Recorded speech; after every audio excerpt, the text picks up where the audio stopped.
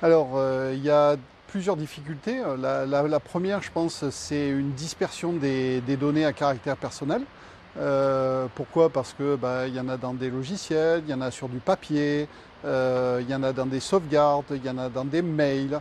Il y a des données qui sont extraites sous des formats bureautiques type Excel et qui se trouvent sur les PC des différentes personnes. Et cette dispersion fait que ça engendre évidemment un risque et il faut pouvoir identifier ces choses-là.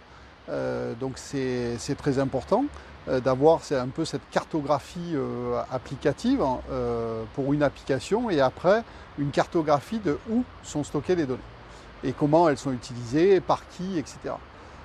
Après, une autre des difficultés, ça va être toujours sur ces données, en fait, de les détruire. Parce que quand effectivement on n'en a plus besoin, parce que le traitement est fini, ça correspond à une finalité et on n'en a pas besoin, comment on les détruit? C'est pas toujours facile.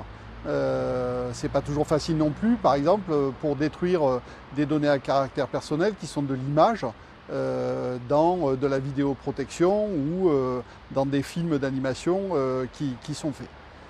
Donc des difficultés, c'est vrai qu'il y en a plusieurs.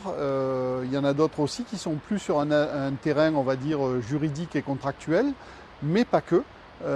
Parce que concrètement, c'est bien de mettre des clauses avec les contrats de sous-traitants, mais ça ne suffit pas.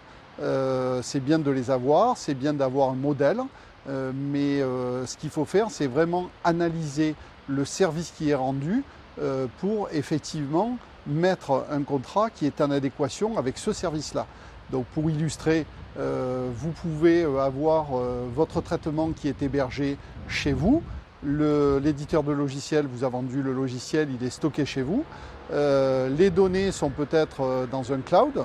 Peut-être l'éditeur de logiciel, il vous propose un mode SaaS. Peut-être aussi il fait de la télémaintenance, hein, si c'est hébergé chez vous. Évidemment, les traitements qui sont faits sur les données ne sont pas les mêmes.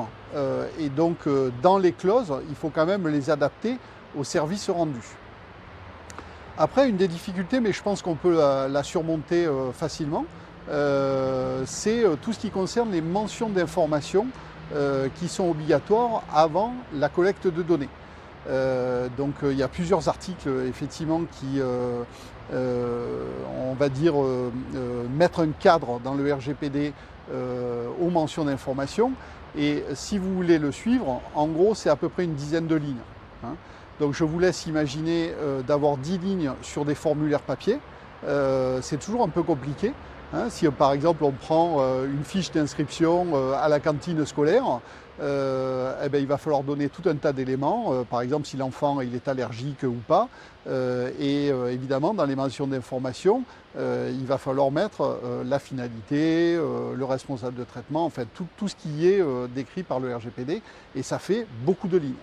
Donc l'idée, c'est quand même de renvoyer sur une politique générale et de ne mettre que les spécificités du traitement de façon à être le plus succinct possible. Voilà. Et en même temps d'être conforme.